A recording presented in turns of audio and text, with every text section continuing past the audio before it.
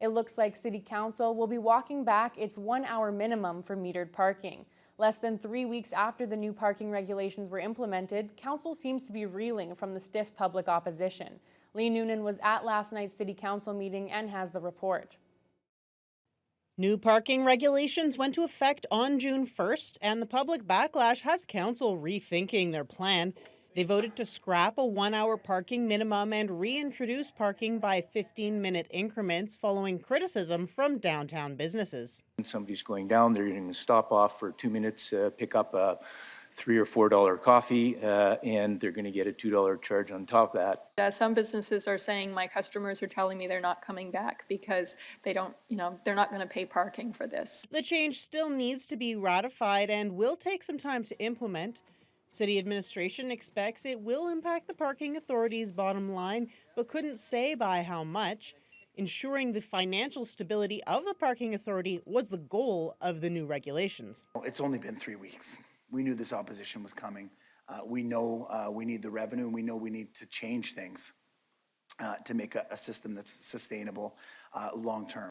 Although actually reopening the matter would be an extensive process, most on council seemed ready to revisit the plan, which they just approved in January. And we watch the provincial government walk back decisions, huge decisions, on a regular basis because of the response that they get from their constituents. And I think we owe our constituents that same level of acknowledgement. We're investing $13 million downtown to make it vibrant, and then you're charging parking for 3 hours at nighttime when I want you to go to restaurants, I want you to go to bars. If we're going to say we're going to punish people to park, we're not going to get the housing built there.